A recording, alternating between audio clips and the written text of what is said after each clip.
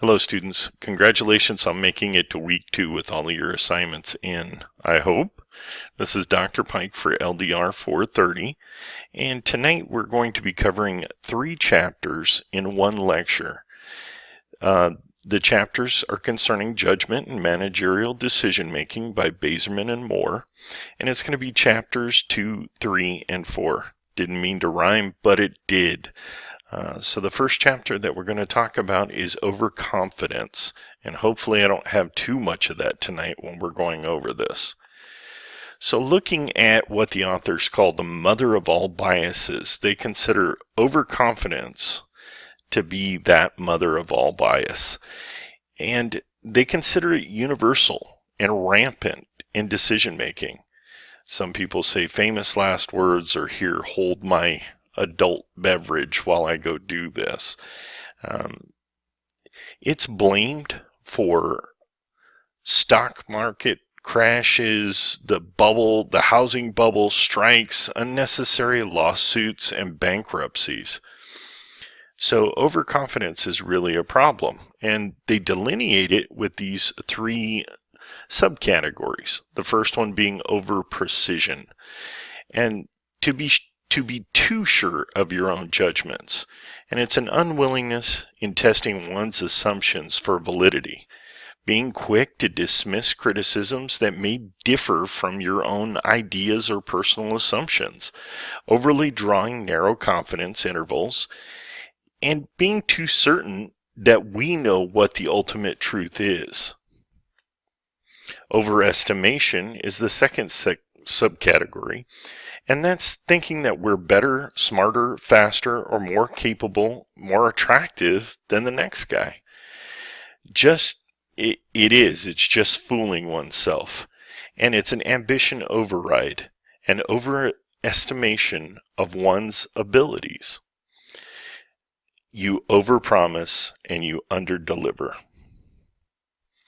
Overplacement is falsely outranking ourselves primarily while being competitive, outmatching ourselves in negotiations, markets, in the courts, or on the battlefield. These 3 subsets of overconfidence can really cost us in many ways. So in the next section, the authors speak about, let's hear it for well-calibrated decision making. Positive illusions are hazardous when they cause us to temporarily fool ourselves into believing that we are better than what we are. There must be a balance between underestimating and overestimating abilities. Lacking confidence has others underestimating our ability. Overconfidence shows the limits of our ability. Now, I know that we're moving through this quickly because we do have 3 chapters to cover tonight, and we are sensitive that non-traditional students such as yourself have limited time. So if you do need to go back to listen to these again, please do. Okay, let's move on to chapter 3. So I'm going to scroll down the screen here a little bit. So, Chapter 3, Common Biases. We're going to take a look at the availability heuristic. It describes the inferences that we make about event commonness based on the ease with which we can remember the instances of that event. We as humans have a great propensity to remember traumatic events. From my own childhood, I remember when President Reagan was shot and the Space Shuttle Challenger. And those things come back to my memory with where I was sitting in the classroom, who was sitting next to me when these announcements were made. And many of our life's decisions are made by the vividness of the information that we can recall. Think about where you were when the 9/11 tragedy happened. Trauma, success, and a litany of emotions will make recall more vivid, and we call this retrievability. This can influence how we make decisions. It can color our existence.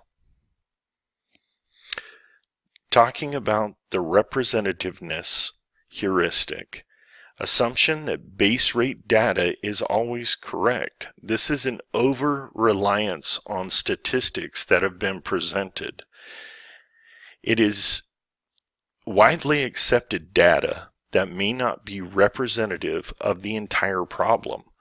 The base rate data can't be ignored, but rather it can be augmented by further research incorporated to formulate a full picture of issues that you may have.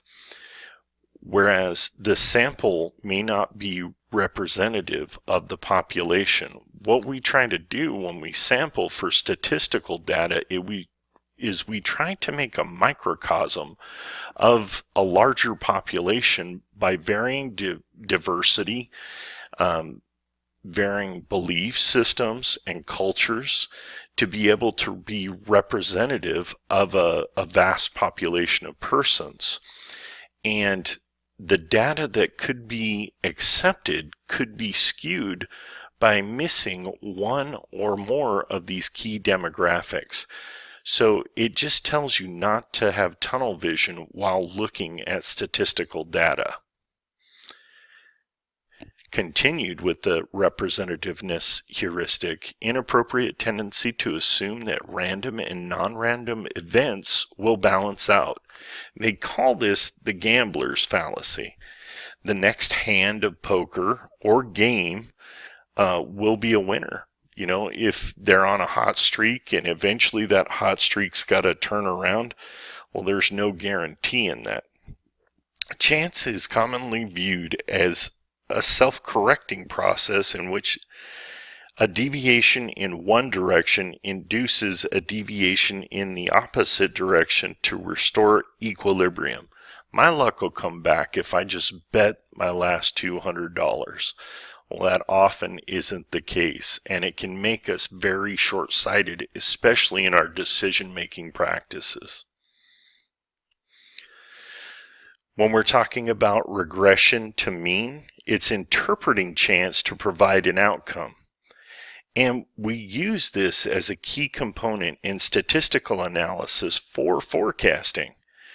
But if we over-rely, it creates a bias. And you'll note that not every day the weatherman is correct, or the geologist to tell us when the earthquake is going to come, or the volcanist that tells us when the mountain is going to erupt. You do want to take statistical data into account, but you don't want to take it to the exclusion of all other available data, because we don't want to ignore the variables and outliers that may have an influence on the outcome that we are choosing to promote. The conjunction fallacy. And this is a common systematic distortion of human judgment. It's a false perception created by two or more descriptors. So if we have a creature that has scales and muscles, then it must be a snake, right? Well, what about a fish? That has scales and muscles as well. So we don't want to make inferences based upon limited data. And that's what the conjunction fallacy is telling us not to do. Now, biases emanating from the confirmation heuristic. This comes about when we try to prove ourselves right and ignore all other data. The one thing that we have to accept, especially in leadership situations, is that from time to time we may be wrong. And if we keep that in mind, that maybe our experience or the heuristics that we are able to apply in System 1 thinking work for us the majority of the time, there may come that time to where we may need more than just our own experience to solve a difficult problem. And you want to be cognizant that you're not trying to prove yourself right at the cost of sacrificing the project or the project budget that you're trying to complete. When we encounter information that is consistent with our beliefs, we usually accept it with an open mind and a glad heart. When things contrast with those beliefs, it is completely the antithesis. We can end up fooling ourselves. Anchoring. Now, anchoring works when we have those things in our lives that we are certain of. And some people play the same lottery numbers every week. It's their kid's birthday. It's their lucky numbers from when they were a child. It was the number on the first bicycle they had. It's what they chose. And this anchoring is a hypothesis consistent with the thinking that we have based upon the things that we recognize. And I gave you the example of the lucky lottery numbers. The other thing is a brand recognition and quality recognition. When we look at a Mercedes-Benz, we may feel that that is a quality car, or BMW, Jaguar, anything else. It's still four wheels, an engine, and a transmission. And the Toyota that we're looking at may take us further than the Mercedes or BMW.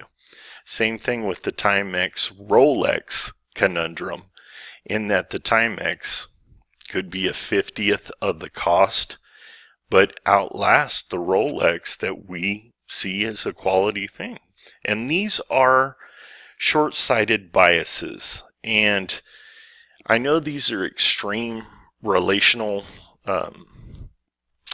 examples, but I do want you to get to thinking about those deeply rooted preconceived notions that we have that anchor within our decision-making prowess. It may be more cost-effective for us to buy the Toyota than it is the Mercedes, and it may allow our child to go to college. So just to let you know. Conjunctive and disjunctive events bias.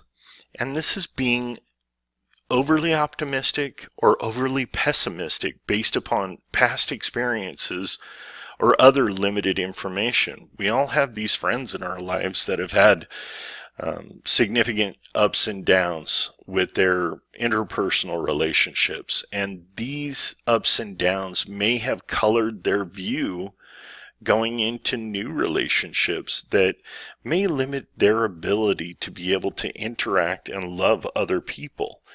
Now, when we're talking about this bias, that's what we're talking about. We're talking about past experiences that color our expectations of an outcome. This is expecting the worst or expecting the best instead of consciously metering for a result, which means that we're doing these process checks continually to understand what we're doing wrong or what we could have done better, rather than just having the optimistic or pessimistic view. Integration and commentary. Heuristics are cognitive tools that we use to simplify decision making. Now, the purpose of the authors describing these things is that these are titles that they put on processes that we have to enter into. If something's time sensitive, then we have to employ those critical thinking skills that we have developed over the decades to be able to rationally and quickly make a decision. Sometimes those decisions can mean life and death if you're in a law enforcement or military application. And so you don't have time to sit and reason out every variable. But in the business world, you have to understand that maybe that system 2 thinking should be put forward to keep an eye on the bottom line. So these are generally rules of thumb, and they're not absolutes. But we do have to trust our own experience and our own cognition, because we have either been appointed or we have appointed ourselves in entrepreneurial systems to be that leader. Now, the system 1 thinking is time saving, but it can increase risk for error. And in a in a project where we do have the time to be reflective, it's easy to employ that system one thinking and just act without thinking quickly.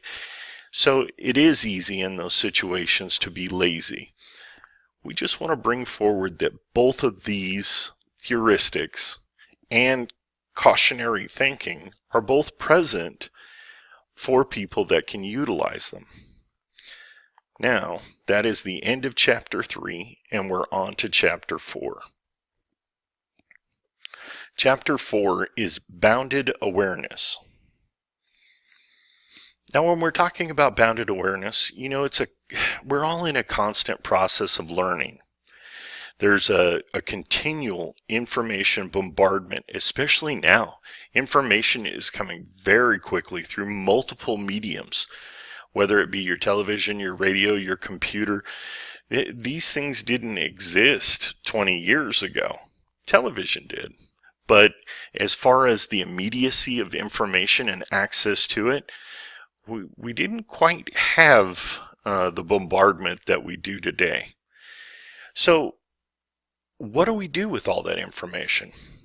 We determine what is relevant by filtering. Now, all the way through graduate school, I was told you want to be a critical consumer of information. Initially, I looked straight ahead and I said, oh, okay. And I agreed and I wrote it on my notebook and I didn't know what it meant. Time and again, through both the thesis and dissertation processes, I had to vet research that had been done by both scientists and educational theorists to figure out what was indeed replicable, peer-reviewed, and journal-worthy. And only that information could go into the studies that I had to complete. So I had to become that critical consumer of information. Now, the process by which we filter in and out that information on a day-to-day basis when we're watching the news, whether it be a high-speed chase or a crime, is that we unconsciously and automatically filter that information so that we can continue with our day. It's not a shock to the system. As a matter of fact, these things are becoming commonplace. Sometimes we look at the salacious things on TV and the gossip, and we see that as useful information, and useful information to us, whether it be a traffic report or a weather report, could be neglected. The information that isn't needed is consumed and becomes distracting and confusing. So we need to talk about inattentional blindness. And your book talks about a basketball game where people are watching for an outcome on this basketball game. It was for a scorer, a person to have made a basket, and people were studied focusing on the net and focusing on the hoop and missed the person in the gorilla suit going through the basketball game. This was an obvious oversight. It was a failure to see the obvious. It was a tendency not to see what you are looking for, even when you're looking directly at it. It's non-observational, and we can get tunnel vision. This happens to all of us. In change blindness, we lack perception of changes in our environment.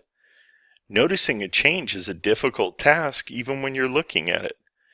I've noted many times in my workplace where other people comment on a change of hair color that I haven't seen on a person that I know very well. And it wasn't intentional on my part. It was just me being oblivious to that change. In your book, it talks about the ethical impacts that this change blindness can have.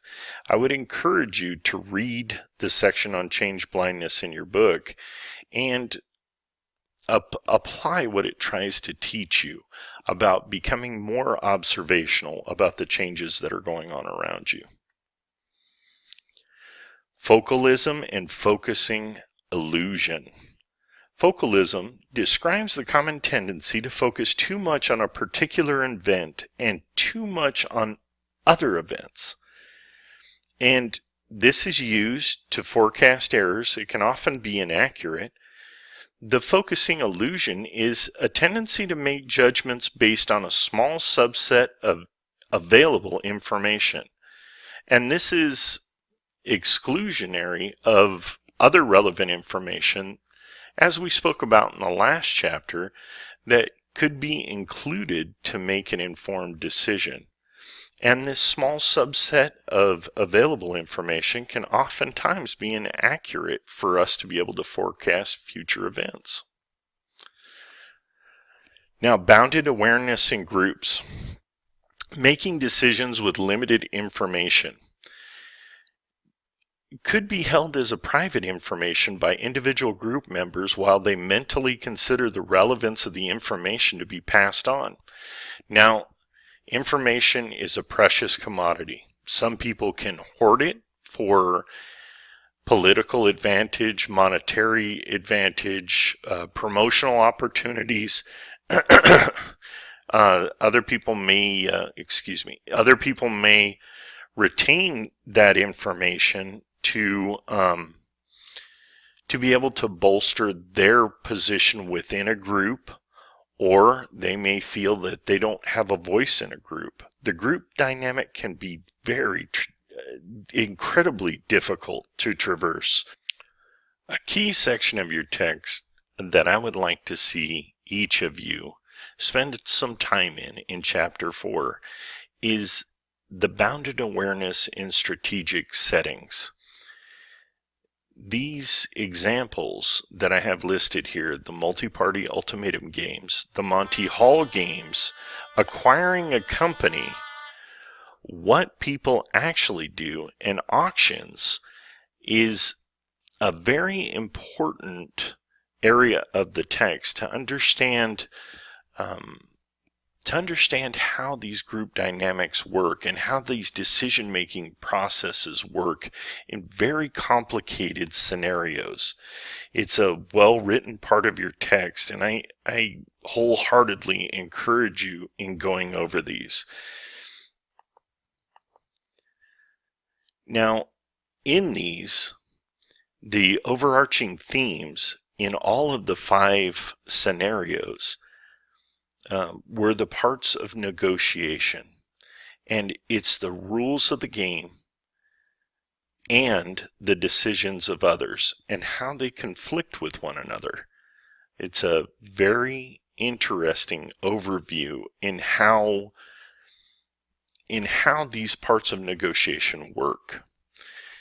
The effects of our assessments on competitors, reference group neglect, which is underestimating of competitors, and self-focus, where we think we're better than others, limits our situational awareness. And these are important items in a helicopter view of the previous, and I'll go back to them again so you can see this section, but in these examples from your text, these scenarios play out very complex situations that I've actually seen within organizations. So it's very well written, and again, I encourage you to read up on that. Well, this has been a very long lecture, and I thank you for sticking with me until the end. It was 3 chapters, and I appreciate it. I abbreviated tonight's agenda video with you to be able to cover all of these chapters because they were required for this week. I do want to ask that you do read the required text. I've been looking over the assignments, and I see some reference to what I talked about in the lecture, but I'd also like to see the in-text citations and the utilization of both the video and reading from the week's activities. And that can only augment your position and substantiate your papers as worthy artifacts in this course. Thus far, everyone's doing wonderfully. I'd like to encourage you. Have a wonderful week, and God bless you. We'll see you next week.